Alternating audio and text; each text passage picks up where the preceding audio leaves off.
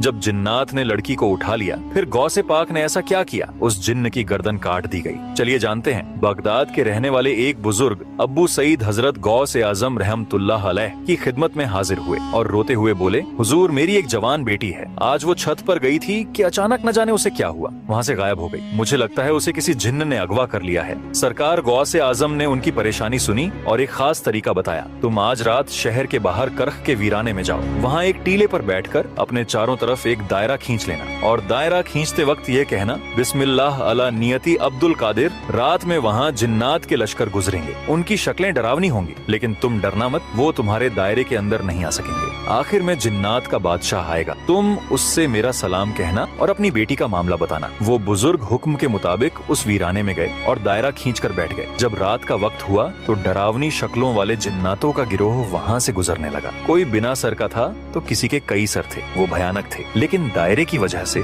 कोई भी उस बुजुर्ग के पास नहीं आ सका। फिर कुछ देर बाद जिन्नात का बादशाह, जिसका नाम मीरस बताया जाता है, अपनी भारी लश्कर के साथ आया। बादशाह ने दायरे के बाहर रुककर उस बुजुर्ग से पूछा, ए इंसान तू कौन है? बुजुर्ग, मैं गौसे आजम का भेजा हुआ हूँ। गौसे पाक का नाम सुनते ही बादशाह ने सर झुका लिया और अदब से बुजुर्ग के सामने बैठ गया। उसके साथ पूरा लश्कर भी अदब से खड़ा हो गया और बोला, सरकार का क्या हुक्म है? बुजुर्ग बोले, मेरी बेटी को किसी जिन्न ने छत से अगवा कर लिया है। सरकार ने फरमाया है कि मेरी बेटी मुझे वापस दिला दी जाए। जिन्नात के बादशाह ने तुरंत अपने लश्कर में ऐलान करवाया, किसने इस शख्स की बेटी को उठाया है? थोड़ी ही देर में एक जिन्न को पकड़ कर लाया गया। वो एक चीनी जिन्न था और उसके पास ही वो लड़की थी। बादशाह को बहुत गुस्सा आया। उसने उस जिन्न से पूछा, तुझे पता नहीं कि यह बगदाद है और यहाँ गौसे आजम की हुकूमत चलती है, तूने यह जुर्रत कैसे की? उस जिन्न की गर्दन काट दी गई और लड़की को बाहिफाजत बुजुर्ग के हवाले कर दिया गया। सुभान अल्लाह, गौसे आजम का वो मर्तबा है जहाँ जिन्नात भी थर थर कांपते हैं। दोस्तों, अगर आप भी गौसे आजम के सच्चे दीवाने हैं तो दिल से लिखिए या गौसे आजम और लाइक सब्सक्राइब जरूर करें।